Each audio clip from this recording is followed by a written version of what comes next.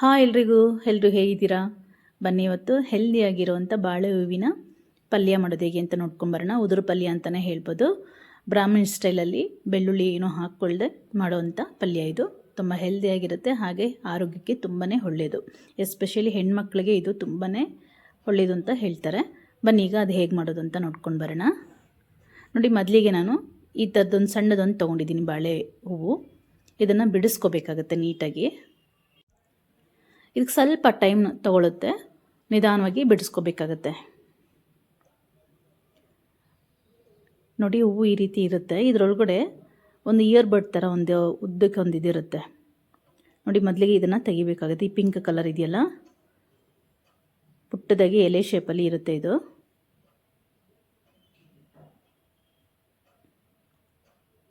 ನೋಡಿ, ಇದನ್ನು ಮೊದಲಿಗೆ ತೆಕ್ಕೊಂಡು ನಂತರ ನೋಡಿ ಇಲ್ಲಿ ವೈಟ್ ಕಲರ್ ಇಯರ್ಬಡ್ ಥರ ಕಾಣುತ್ತಲ್ಲ, ಇವೆರಡನ್ನು ತೆಗೆದುಬಿಟ್ಟು ನಾವು ಇದನ್ನು ಯೂಸ್ ಮಾಡ್ಕೋಬೇಕು. ಈ ಎರಡರಲ್ಲೂ ತುಂಬಾ ಕಹಿ ಅಂಶ ಇರುತ್ತೆ ಅಂತ ಹೇಳ್ತಾರೆ. ಹಾಗಾಗಿ ಇದನ್ನು ತೆಗೆದು ಸೈಡ್ಗಿಟ್ಟು ಹೂವನ್ನೆಲ್ಲ ಬಿಡಿಸಿ ಸಪ್ರೇಟ್ ಇಟ್ಕೊಳ್ಳೋಣ. ನೋಡಿ, ನಾನು ಎಲ್ಲವೂ ಬಿಡಿಸಿಟ್ಕೊಂಡಿದ್ದೀನಿ. ಇದನ್ನು ಅದರಿಂದ ಬಿಡಿಸಿದ್ದು ಇದು ಹೇಗಿರುತ್ತೆ ಅಂದರೆ ನೋಡಿ, ಈ ರೀತಿ ಇರುತ್ತೆ. ನೋಡ್ಲಿಕ್ಕೆ ತುಂಬಾ ಚೆನ್ನಾಗಿರುತ್ತೆ. ಇದು ಲೈಟ್ ಪಿಂಕ್ ಕಲರಲ್ಲಿರುತ್ತೆ. ಈ ರೀತಿ ಸಪ್ರೇಟಾಗಿ ಬಿಡಿಸಿಟ್ಕೊಳ್ಳೋಣ. ಇದು ವೇಸ್ಟ್, ಇದು ಏನಕ್ಕೆ ಯೂಸ್ ಆಗಲ್ಲ. ನೋಡಿ, ಈಗ ನಾನು ಇದನ್ನು ಸಣ್ಣದಾಗಿ ಕಟ್ ಮಾಡ್ಕೊಂಡು, ತುಂಬ ಸಣ್ಣದೋಗಲ್ಲ ಹಾಗಂತ ತುಂಬ ದಪ್ಪಕ್ಕಲ್ಲ, ಒಂದು ಮೀಡಿಯಮಾಗಿ ಕಟ್ ಮಾಡ್ಕೊಳ್ತೀನಿ.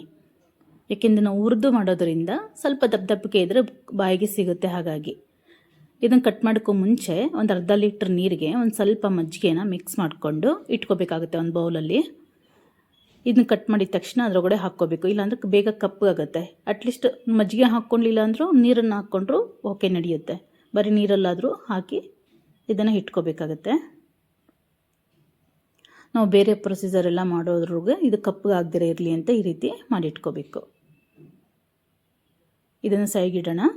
ಆಲ್ರೆಡಿ ನಾನು ಒಂದು 2 ಅವರ್ಸ್ ಮುಂಚೆನೇ ಕಡಲೆಬೇಳೆ ಮತ್ತು ಉದ್ದಿನಬೇಳೆನ ನೆನೆಸಿಟ್ಕೊಂಡಿದ್ದೀನಿ. 2 ಸ್ಪೂನು, ಅದೆರಡು ಸ್ಪೂನು, ಇದೆರಡು ಸ್ಪೂನು ನೆನೆಸಿಟ್ಕೊಂಡಿದ್ದೀನಿ. ಇದನ್ನು ರುಬ್ಕೊಂಡು ಬರೋಣ.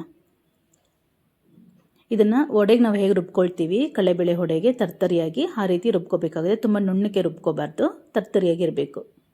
ಬೆನ್ಸಿರವೆಗಿಂತ ಸ್ವಲ್ಪ ಸಣ್ಣಕ್ಕೆ ಇರಬೇಕು. ಈಗ ಇದಕ್ಕೆ ಒಂದು 3ರಿಂದ 4 ಒಣಮೆಣಸಿನ್ಕಾಯಿನ ಹಾಕ್ಕೊಳ್ತಾ ಇದ್ದೀನಿ. ನಾನಿಲ್ಲಿ ಗುಂಟೂರು ಮೆಣಸಿನ್ಕಾಯಿನ ಹಾಕ್ಕೊಳ್ತಾ ಇದ್ದೀನಿ. ಹಾಗೆ ಸ್ವಲ್ಪ ಉಪ್ಪನ್ನು ಹಾಕ್ಕೊಳ್ಳೋಣ. ಇದಕ್ಕೆ ಎಷ್ಟು ಬೇಕಾಗುತ್ತೋ ಅಷ್ಟು ಉಪ್ಪು, ಸ್ವಲ್ಪ ಅರಿಶಿನ ಹಾಕ್ಕೊಂಡು ಈ ರೀತಿ ತರ್ತರಿಯಾಗಿ ರುಬ್ಕೊಂಬಂದಿದ್ದೀನಿ. ಬನ್ನಿ, ಈಗ ಆಲ್ರೆಡಿ ನಾವು ಮಜ್ಜಿಗೆಯಲ್ಲಿ ಹಾಕಿಟ್ಕೊಂಡಿದ್ವಲ್ಲ ಬಾಳೆ ಹೂವನ್ನ, ಅದನ್ನು ನೀಟಾಗಿ ನೀರೆಲ್ಲ ತೆಗೆದು ನೀಟಾಗಿ ಟೈಟಾಗಿ ಹಿಂಡಿ ತೆಗೆದಿಟ್ಕೊಳ್ಳೋಣ ಸಪ್ರೇಟಾಗಿ. ನೋಡಿ, ಸ್ಟವ್ ಮೇಲೆ ಒಂದು ಬಾಣಲಿ ಇಟ್ಕೊಂಡು ನಾನಿಲ್ಲಿ ತುಪ್ಪ ಮತ್ತು ಎಣ್ಣೆ ಎರಡನ್ನೂ ಯೂಸ್ ಮಾಡ್ತಾಯಿದ್ದೀನಿ. ನೀವು ಬೇಕಾದ್ರೆ ಬರೀ ಎಣ್ಣೆ ಆದರೂ ಯೂಸ್ ಮಾಡ್ಬೋದು, ಇಲ್ಲ ಅಥವಾ ಬರೀ ತುಪ್ಪನಾದರೂ ಯೂಸ್ ಮಾಡ್ಕೋಬೋದು. ತುಪ್ಪ ಹಾಕೋದ್ರಿಂದ ಇನ್ನೂ ಟೇಸ್ಟ್ ಅನ್ನೋದು ಹೆಚ್ಚಾಗುತ್ತೆ, ಹಾಗಾಗಿ ಹೆಲ್ದಿಯಾಗಿರುತ್ತೆ ಅಂತ. ಈಗ ಎಣ್ಣೆ ಕಾದ್ಮೇಲೆ ಸಾಸಿವೆ ಮತ್ತು ಜೀರಿಗೆ ಹಾಕ್ಕೊಳ್ತಿದ್ದೀನಿ. ಹಾಗೆ ಅದೆರಡು ಸಿಡಿದ ನಂತರ ಸ್ವಲ್ಪ ಕರಿಬೇವು ಹಾಕ್ಕೊಂಡು ನಾವು ಈಗ ಕಟ್ ಮಾಡಿ ಇಟ್ಕೊಂಡಿರೋಂಥ ಬಾಳೆ ಹೂವನ್ನ ಹಾಕ್ಕೊಂಡು ಚೆನ್ನಾಗಿ ಫ್ರೈ ಮಾಡ್ಕೊಳ್ಳೋಣ. ಕೆಲವರು ಇದನ್ನು ಬೇಯಿಸ್ಕೊಳ್ತಾರೆ, ಕುಕ್ಕರಲ್ಲಿ ಹಾಕ್ಕೊಂಡು ಬೇಯಿಸ್ಕೊಳ್ತಾರೆ. ಅದ್ರ ಬದಲಿಗೆ ಈ ರೀತಿ ಮಾಡಿದ್ರೆ ನಮಗೆ ಬಾಯಿಗೆ ಸಿಗುತ್ತೆ. ಅದು ಎತ್ತಿ ಚೆನ್ನಾಗಿ ಒಂದು 3ರಿಂದ 4 ನಿಮಿಷ ಚೆನ್ನಾಗಿ ಇದು ಎಣ್ಣೆಲಿ ಫ್ರೈ ಮಾಡ್ಕೋಬೇಕು. ಅದರಲ್ಲಿರೋ ಕಹಿ ಅಂಶ ಅನ್ನೋದು ಹೊರಟೋಗುತ್ತೆ ಫ್ರೈ ಮಾಡ್ಕೊಳ್ಳೋದ್ರಿಂದ. ಇದು ತಳ ಅಂಟುತ್ತೆ, ಸ್ವಲ್ಪ ಒಗುರಿರುತ್ತಲ್ಲ, ಹಾಗಾಗಿ ತಳ ಅಂಟುತ್ತೆ. ನೋಡಿಕೊಂಡು ಇದನ್ನು ಆಗಾಗ ತಿರುತ್ತಾ ಇರಬೇಕು. ಈಗ ಒಂದು 2ರಿಂದ 3 ನಿಮಿಷ ಒಂದು ಪ್ಲೇಟ್ ಮುಚ್ಚಿ ಬಿಟ್ಬಿಟ್ರೆ ಈ ರೀತಿ ಚೆನ್ನಾಗಿ ಬೆಂದ್ಕೊಳ್ಳುತ್ತೆ. ನೋಡಿ, ಈಗ ತಳ ಅಂಟಿರುತ್ತಲ್ಲ, ಇದನ್ನೇ ನೀಟಾಗಿ ಆಗಾಗ ತಿರುಕೊಳ್ತಾ ಇರಬೇಕು.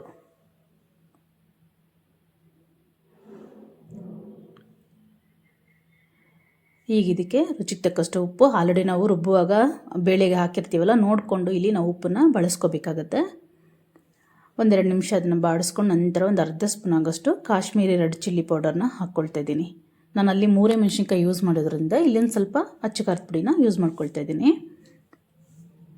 ಇದೆಲ್ಲ ಹಾಕ್ಕೊಂಡು ನೀಟಾಗಿ ಬಾಡಿಸ್ಕೊಂಡು ನಂತರ ನಾವು ರುಬ್ಕೊಂಡಿದ್ದೀವಲ್ಲ ಅದನ್ನು ಹಾಕ್ಕೋಬೇಕಾಗತ್ತೆ.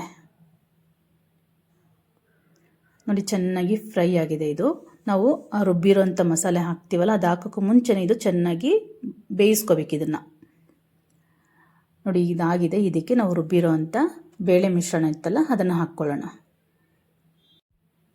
ಇದನ್ನು ಬೇಳೆ ಹಾಕಿದ್ಮೇಲೆ ನಾವು ಲೋ ಫ್ಲೇಮಲ್ಲಿ ಅಥವಾ ಮೀಡಿಯಮ್ ಫ್ಲೇಮಲ್ಲಿ ಇದನ್ನು ಬೇಯಿಸ್ಕೋಬೇಕಾಗುತ್ತೆ. ಇದು ಸ್ವಲ್ಪ ಟೈಮ್ ತಗೊಳ್ಳುತ್ತೆ ಮಾಡಲಿಕ್ಕೆ, ಯಾಕೆಂದರೆ ಹೈ ಫ್ಲೇಮಲ್ಲಿ ಇಟ್ಕೊಂಡ್ರೆ ಬೇಗ ತಳ ಅಂಟುತ್ತೆ. ಹಾಗಾಗಿ ನಾನು ಕೇಳಿದರೆ ಲೋ ಫ್ಲೇಮಲ್ಲೇ ಇಟ್ಕೊಂಡು ಬೇಯಿಸ್ಕೊಳ್ಳೋದ್ರಿಂದ ಇದು ಉದುರಾಗಿ ಚೆನ್ನಾಗಿ ಬರುತ್ತೆ, ಪಲ್ಯ ತಿನ್ನಲಿಕ್ಕೆ ಚೆನ್ನಾಗಿರುತ್ತೆ.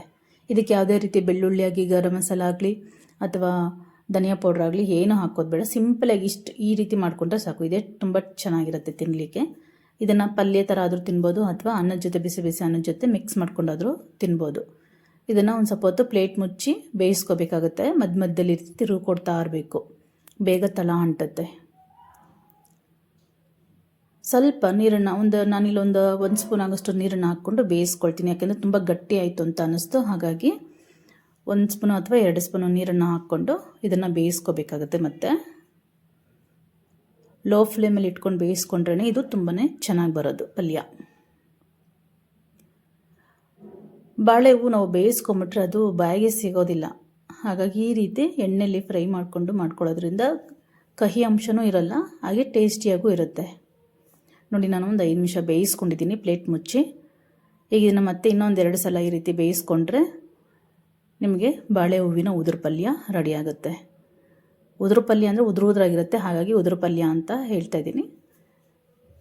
ತುಂಬಾ ರುಚಿಯಾಗಿರುತ್ತೆ, ಸಿಂಪಲಾಗಿದ್ದರೂ ತುಂಬಾ ರುಚಿಯಾಗಿರುತ್ತೆ. ಅಷ್ಟೇ ಅಲ್ಲ, ಹೆಲ್ತ್ಗೆ ತುಂಬಾ ಒಳ್ಳೆಯದು ಅಂತ ಹೇಳ್ತಾರೆ. ಗರ್ಭಾಶಯ ಸಮಸ್ಯೆಗಳಿರೋರಿಗೆ ಇದು ತುಂಬಾ ಒಳ್ಳೆಯದು ಅಂತ ಹೇಳ್ತಾರೆ. ತಿಂಗಳಿಗೊಂದು ಸಲನಾದರೂ ಈ ಥರ ಹೆಣ್ಮಕ್ಳು ಮಾಡ್ಕೊಂಡು ತಿನ್ನೋದ್ರಿಂದ ಅವರು ಗರ್ಭಾಶಯ ಸಮಸ್ಯೆಗಳೇನಿದ್ರು ಕಮ್ಮಿ ಆಗುತ್ತೆ ಅಂತ ಹೇಳ್ತಿರ್ತಾರೆ ಡಾಕ್ಟ್ರುಗಳು. ನೋಡಿ, ಈಗಿದು ರೆಡಿಯಾಗಿದೆ. ಈ ರೀತಿ ಉದುರಾಗಿ ಬರುತ್ತೆ. ಬೇಳೆ ಹಾಕಿರೋದ್ರಿಂದ ನಾವು ಲೋ ಫ್ಲೇಮಲ್ಲಿ ಇಟ್ಕೊಂಡ್ರೂ ಕೂಡ ಅದು ತಳ ಅಂಟುತ್ತೆ.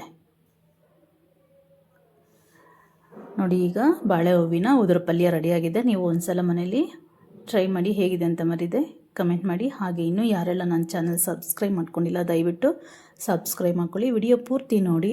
ನಿಮಗೆ ಇಷ್ಟ ಆದರೆ ಮಾತ್ರ ಒಂದು ಲೈಕ್ ಕೊಡೋದನ್ನು ಖಂಡಿತ ಮರಿಬೇಡಿ. Thank you for watching. Bye.